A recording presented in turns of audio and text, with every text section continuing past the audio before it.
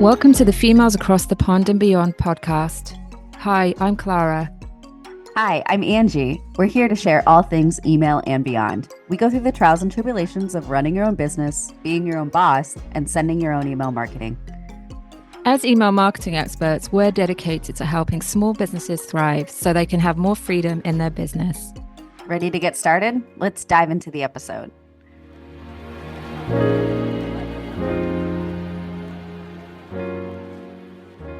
Hello and welcome to today's podcast. So today we're talking about your hosts, Clara and Angie, and we're going to deep dive into who we are, why you should listen to us, and what makes us credible when it comes to email marketing.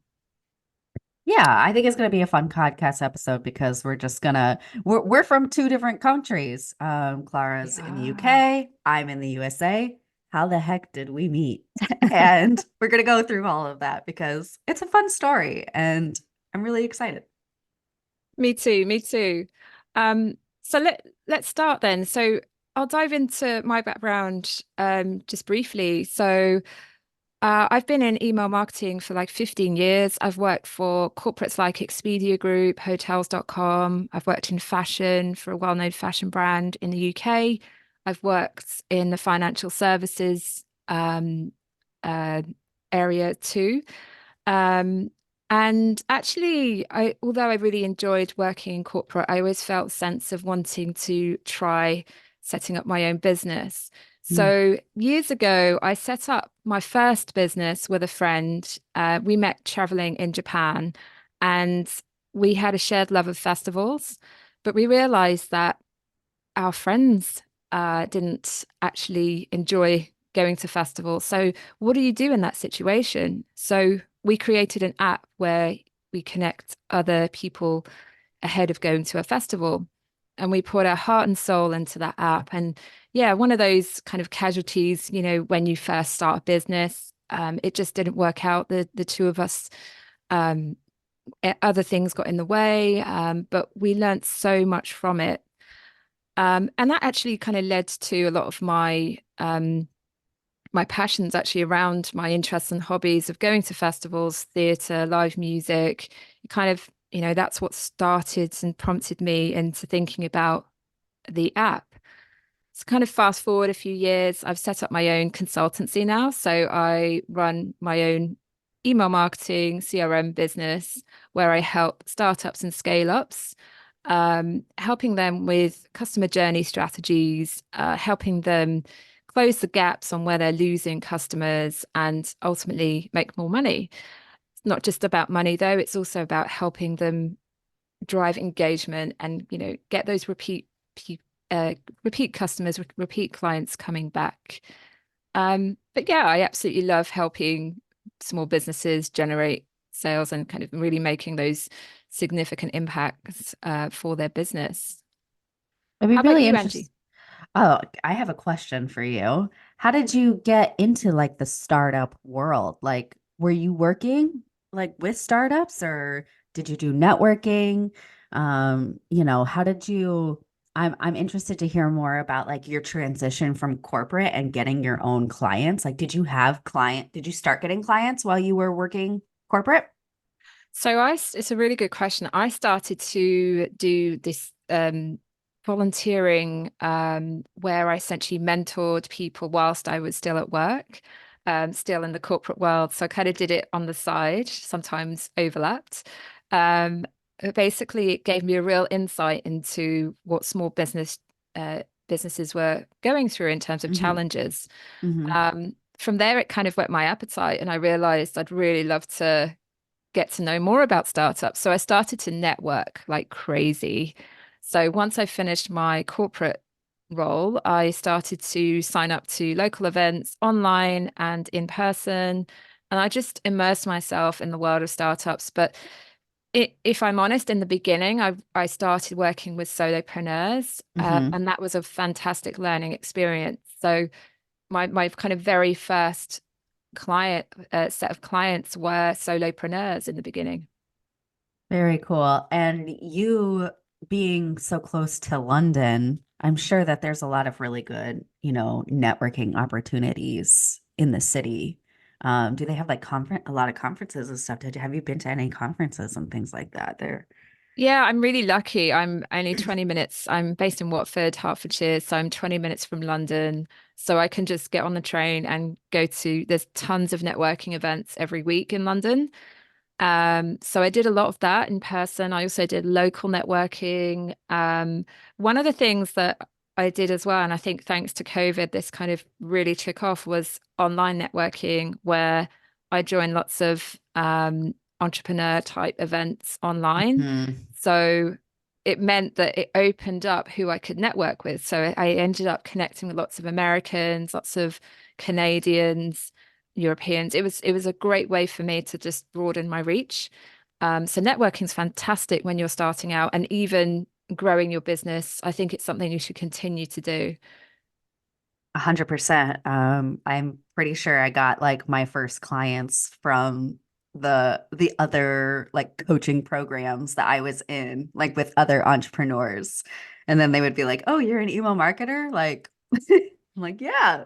So It's that fantastic. yeah, like it on it, and I wasn't expecting it because I mean, yeah, when for you, if you're going to networking events, but like for me, I didn't really do a lot of networking, but I did like join other coaching programs to grow my own business, Hmm. and to learn how to market better or to sell, things like that. And that I didn't expect to get any clients from, but I ended up getting like my first like real clients that weren't people I knew, that weren't like friends or whatever. I would So call cool. quote unquote That's real clients that I didn't know. such a great way to like actually um I'm sure it's just one of those organic things that actually when Yeah. you were on the course with someone, they got to know you and then they felt they could, once they got to know you, they wanted to work with you, which is cool. Yeah, which like totally makes sense. I mean, why do people buy or work with us? Because, they do get to know us. That's one way or one reason why people buy or, one people become a client. So, Definitely. um, but Definitely. do you want me to go into mine now? Yeah, tell me all about your background. Like what Oh, makes you the geez. marketing expert? Tell me Oh all about it. gosh. Well, I wasn't always in marketing. I graduated college and got a dream job, quote unquote dream job in television, working at ESPN. So I moved out to Bristol, Connecticut by myself, when I was like 22. And, I really loved working at ESPN, but I could see that all of my peers, they were so into television. They were so into everything that they were doing. They were doing extra projects and like extra lighting stuff. And while I liked it, I didn't have that same passion for it. And that I saw that some of my peers had. And I wanted that for myself. I'm like, I want to be that into whatever it is that I'm doing. So I ended up transitioning into marketing. So I just started like writing. One of my girlfriends, she was in marketing and she was like, "Oh, you're a writer. Like, why don't you just like start learning how to write blogs?"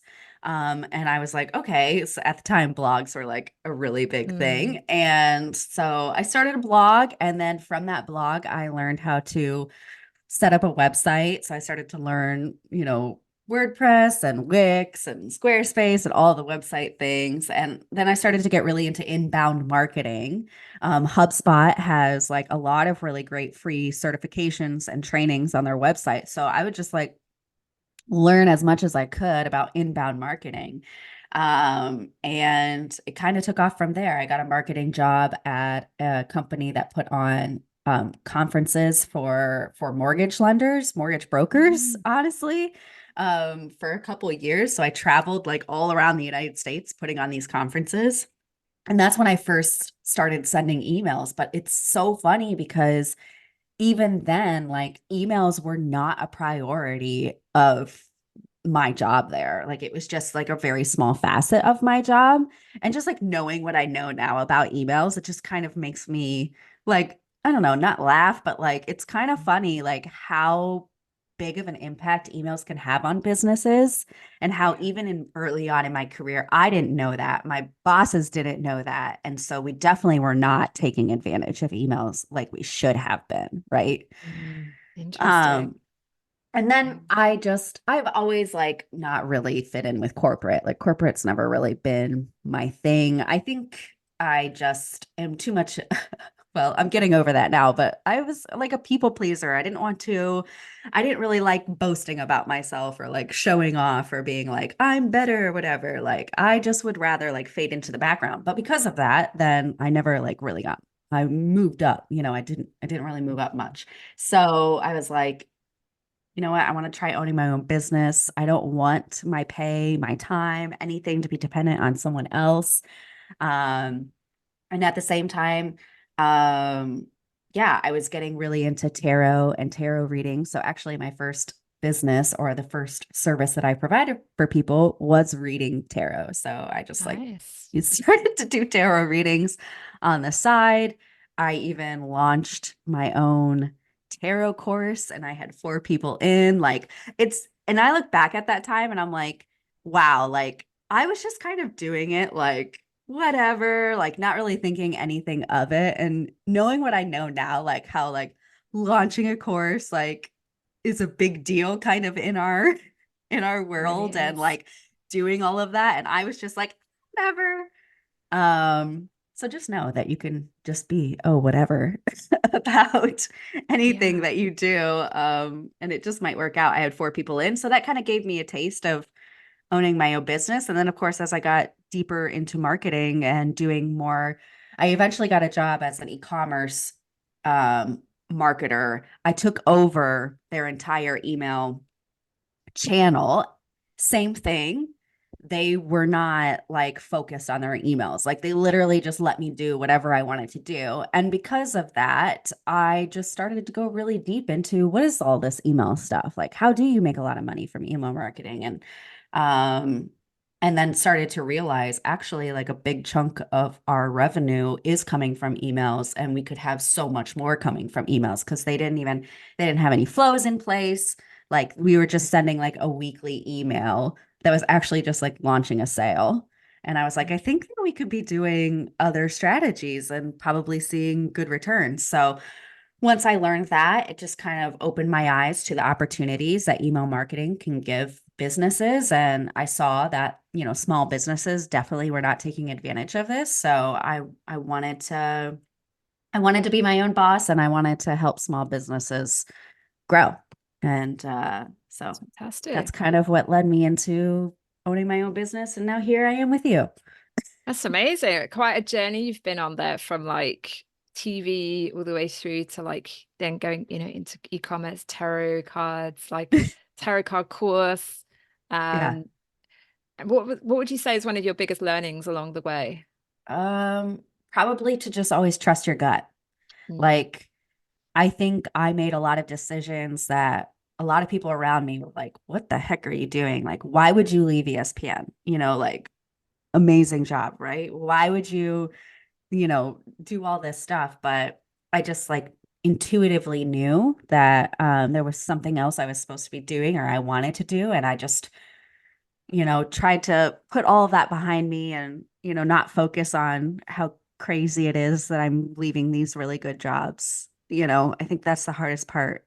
It's scary. It's scary. I mean, I had a really nice setup in the corporate world. I had a large team. I didn't actually, you know, I had just kind of when you're in the corporate world, you are looked after in different ways, but Yeah. actually you realize you don't have the creative freedom that perhaps your own business can give you. And it's only by setting up your own business that you realize there is that freedom for you.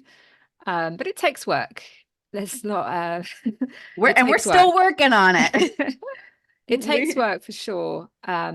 But no, thank you so much for sharing, Angie. And, this is a rich experience of how you arrived at email marketing, um and there's so much passion as well behind what you are sharing. um let's talk a bit about how we met, because we don't live in the same country, in case you hadn't noticed. So we we actually met through a program, a course we did. Was it last year or the year before? No, it was the year before, 2022. 2022. So we met this amazing business coach called Courtney Shell, and she was running an accelerator called Yay for Clients. And I joined the program because it really spoke to me about how to kind of, really expand and grow my business. And in the program, there were so many other experts of, across a wide range of expertise. But Angie was there. You were there too. What made you Yeah. join the course? What made you join the accelerator? Okay, so I had learned about Courtney through the social media program that I was in from Jenna Warrener, and Courtney Shaw was Jenna's coach. And so Jenna would kind of talk about Courtney randomly in our coaching calls, like, oh, my coach says this, my coach says this. So I started following Mm. Courtney. And then right at that same time, she did like free 30-minute roadmap sessions or whatever. And I signed up for one of those. So I talked to her one on one, and I was just completely amazed by her. And I didn't really have the money coming in. I was still working at corporate at this time. I wanted to launch my own business. Um, and yeah, it was definitely a scary investment. It wasn't too big of an investment though. But it was definitely still scary for me. But because of Courtney and her passion, and I could just tell that if I worked with her, I would definitely level up. And Mm, um, definitely. like I could just feel that, like, oh my gosh, this is what I need. So, and then she launched Yay for Clients Accelerator off the back of all of those free calls that she did. I think because she figured out this is where the bulk of my audience is. They need clients like tomorrow. Um, and so it was exactly what I needed. She basically built a program based off of what we were all telling her we needed, which is genius.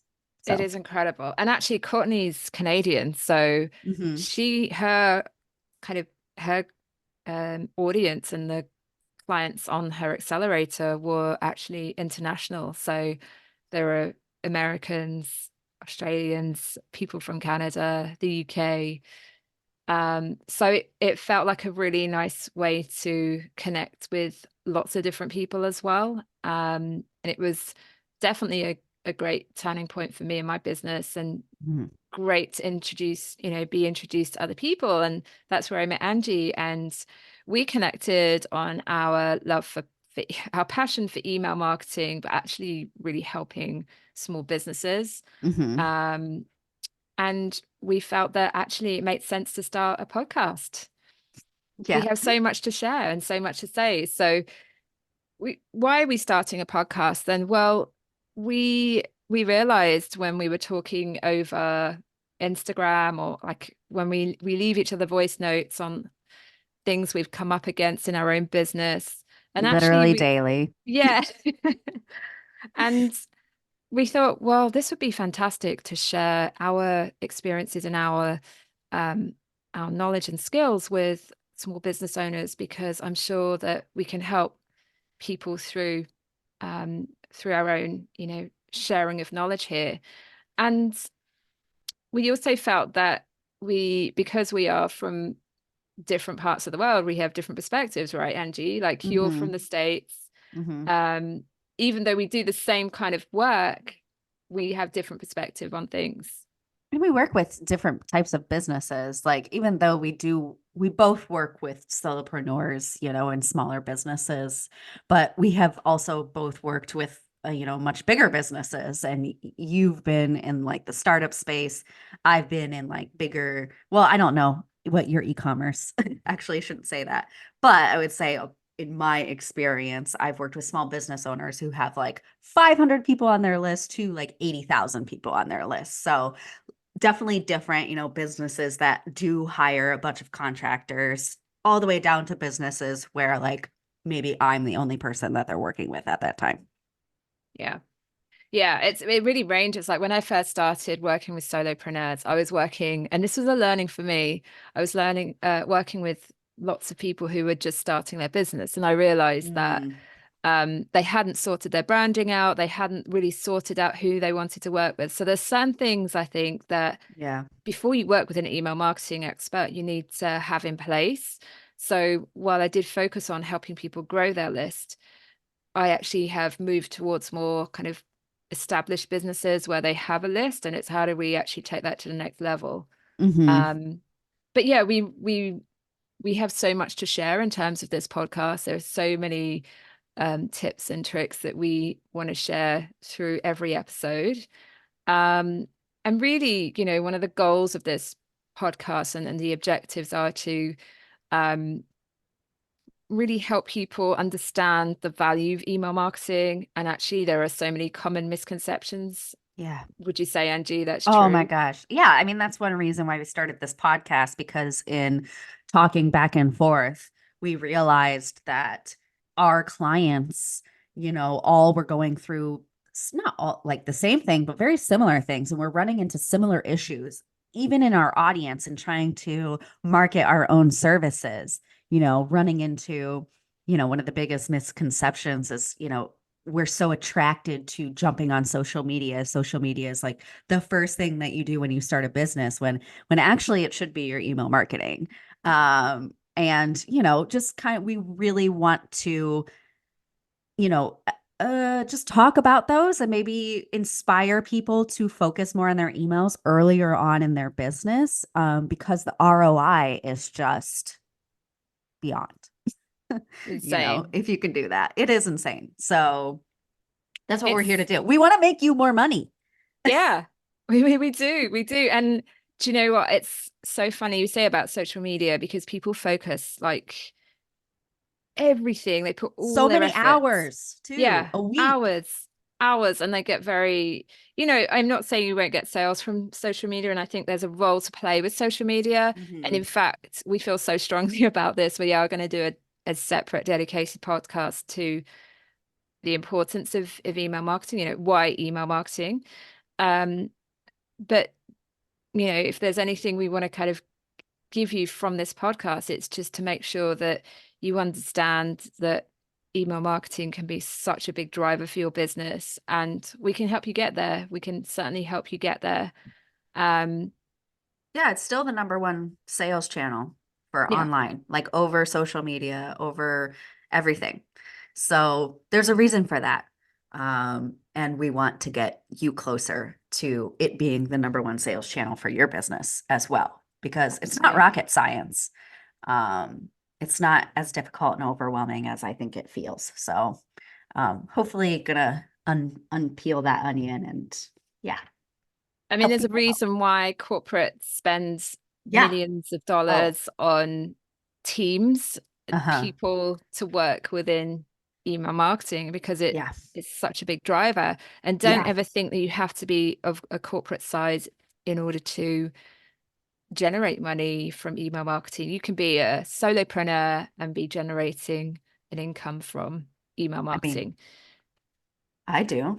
I Yeah, so generate do income I. from email marketing, and I Yeah. had a list of under 100 people last year. So Yeah, you can do it. absolutely. And it's completely possible. And, stay tuned for our episodes where we give you all these tips and tricks. Yeah. So what can people expect, Angie, from listening to future podcast episodes?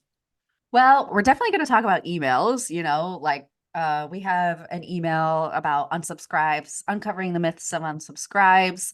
We're going to talk about comparing email providers, because there's definitely email accounts that we prefer to work in over others, only because we understand what you should be looking for when you're setting up an email account or when you're sending emails. And I think there's a lot of like just misconceptions, or we don't really know like what makes Mailer Lite better than ConvertKit, or ConvertKit better than Mailer Lite, whatever it is.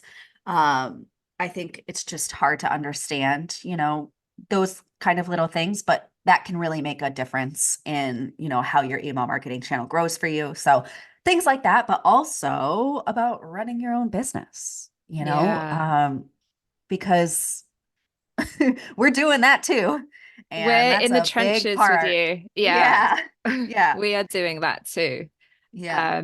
Yeah, we go through all of the kind of pain and challenges that you're experiencing as either an established business owner or someone just starting out.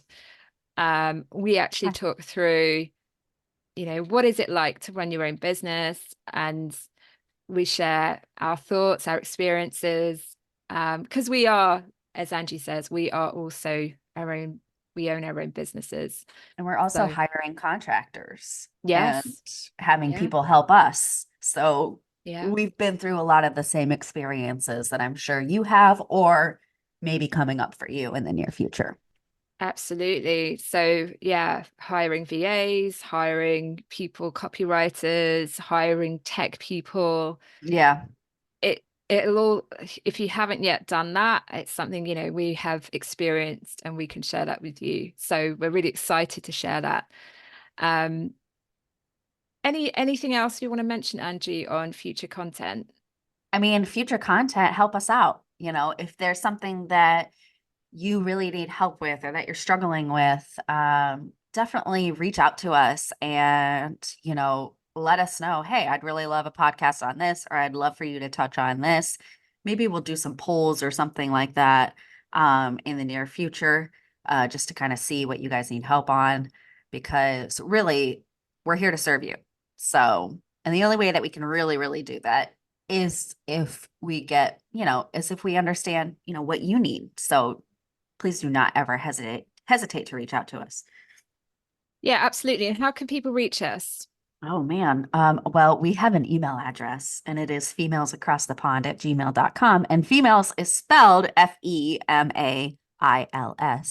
So Very good. emails, females. Don't forget that. And then our Instagram, which our Instagram handles, which you will find in the show notes below. We are on Instagram. That's how we message each other and talk to each other. And so we're in the DMs like all day.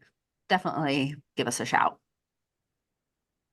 Amazing. So thank you so much, everyone, for listening. And really, the key takeaways of today are we've gone through why us. Hopefully, we've given you some good insights into our experiences and our expertise and our skills in email marketing, but also as business owners. And we cannot wait to share our experiences with you in future podcast episodes. Yeah. And of course, we've just covered how to contact us. But if there's anything else, if you have any questions or you have any burning ideas for future topics, please don't hesitate to get in touch. But yeah, thank you so much for listening. And we cannot wait to start our podcast. Thank you so much. See you on the next episode. You've just listened to Females Across the Pond and Beyond podcast with your hosts, Clara and Angie. If you like our content, don't forget to subscribe, rate, and review us on the platform of your choice. Is there something you want to hear about for our next episode? Email us at femalesacrossthepond@gmail.com to let us know. Until next time.